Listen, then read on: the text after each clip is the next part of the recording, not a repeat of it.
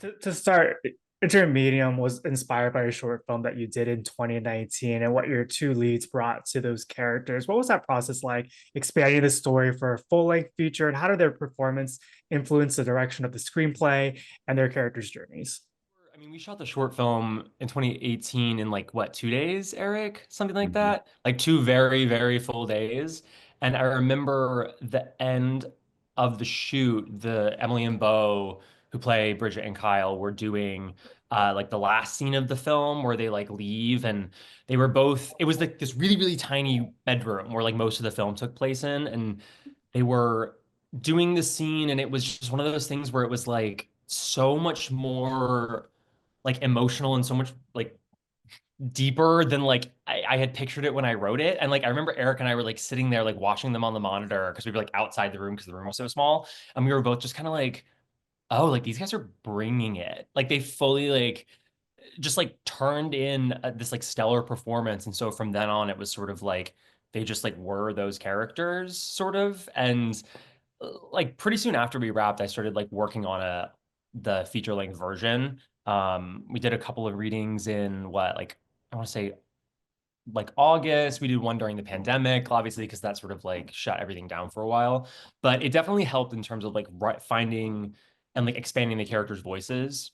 For sure, because when you're writing and you're picturing, like, oh, like this person can play this part, this actor can play this part, having their voices in your head when you're doing that makes it a lot easier to develop that dynamic and to make it really like really crystallize it on the page. Eric, from an outside perspective, this project may seem like a departure from your past work, but there's so many clear through lines, such as the coming of age theme, the small town setting, and the filmmaking elements that have become the staple of your projects. Does this feel like as big of a departure for you as it might for audiences? How did the blending of these genres and mediums challenge you and push you both creatively? I think a lot of what I've done is genre hybrid, so it's just varying ratios of what those ingredients are. So like, there's if you look at some of the horror projects or the thriller projects, there may be, a higher degree of cynicism but there's still a streak of sentimentality throughout it, even if it's tempered by circumstances. And so it's in some ways kind of the inverse of that, but there definitely is that like Ryan Murphy acidity throughout it that Taylor was through in the dialogue and that we're doing in the approach. So I think that it's to me it's not a departure. It's a different combination of colors from the palette that we get to paint with, which I love to do, and my background as Taylor's is in theater and musical theater, and that kind of rhythm and again poppiness is something that is very much in me. So it was really nice to be able to do this because I've directed a fair amount of musical theater on the stage, so it's cool to kind of Well, combine those passions and sensibilities. Eric Fun. went Connecticut Dancing with the Stars, He so did. I did.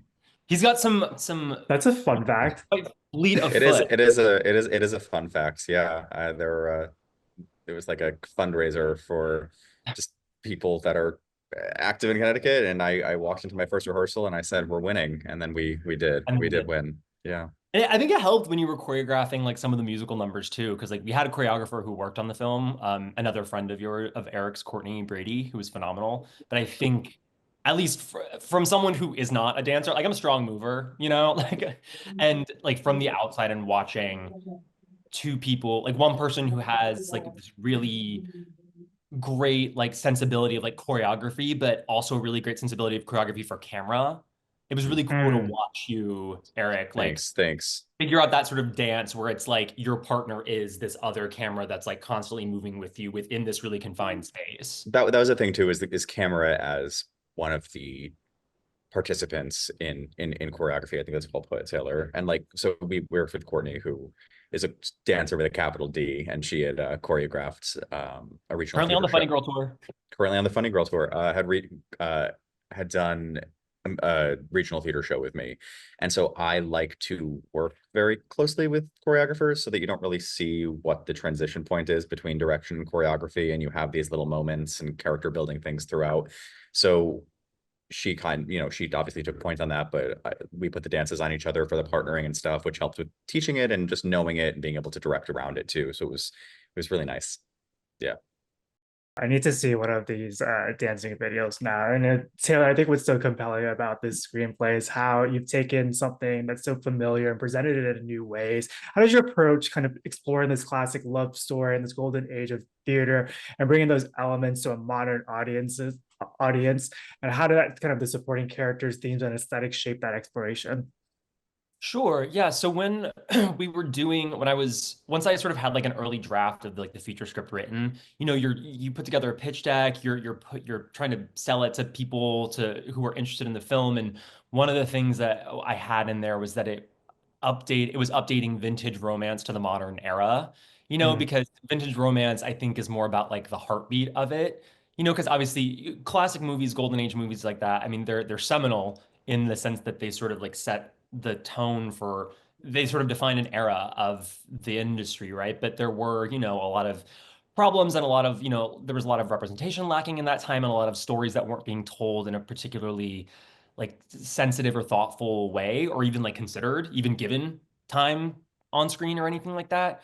And so something that I sort of wanted to explore was to you know, have Bridget and Kyle as the central couple sort of encapsulate that like old school style, that old school aesthetic, like with their looks, with their behavior, with the sort of back and forth, like really quippy, like um Bogey and McCall kind of like back and forth with each other, and then to have it exist within the greater context of this like very modern, very contemporary high school setting where you have characters who are visibly queer, characters who, like what an actress looks like in 2024 or 2023, like a high school theater actress, the kind of people that she surrounds herself with and the kind of people that she interacts with. Um, and so that was a big part of it for me, at least, was especially in the sense of like the queer sort of angle of it. Like, the film it's heterosexual couple at the center of it, but it's still a pretty gay movie. And there's like not just because there are like gay supporting characters, but just like the sensibility of it is just very gay. So it's like, and musical theater in general, I think has that. That was So something we were able to do, I think, with the feature that we didn't do with the short, in the sense that, like, I mean, mm, the short works as it's encapsulated in this house. Both of them are trapped in this house, and the only time you see somebody leave the house is when she leaves for college at the end of the movie. Whereas we couldn't sustain that in Future World, but also we didn't really want to, because we wanted it to be more expansive and to be able to kind of have the contrast between what school is and what home is. And they're shot differently. There's different like filters that we're using. There's different approaches in the cinematography.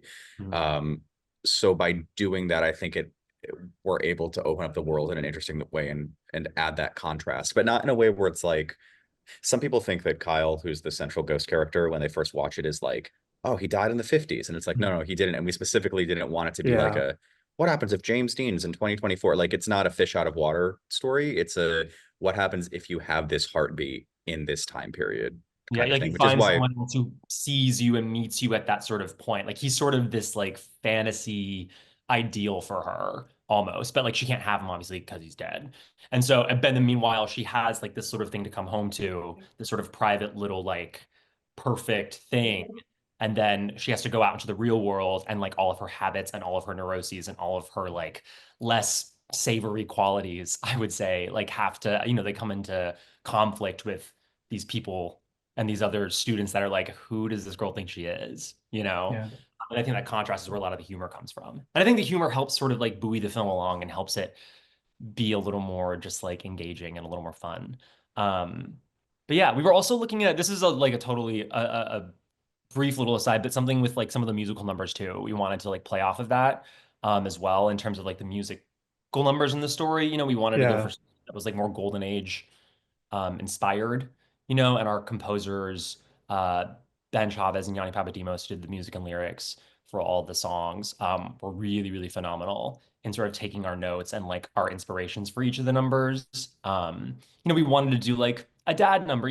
All these like old musicals always have a number like halfway through act two where like the esteemed male actor comes on and sings a song that's like usually kind of boring. And so we wanted to do one that was like, what's one that's really active and very engaging and very fun, like a Busby Berkeley kind of thing. And, we wanted to do a Judy Garland moment for Bridget at the start and that sort of stuff.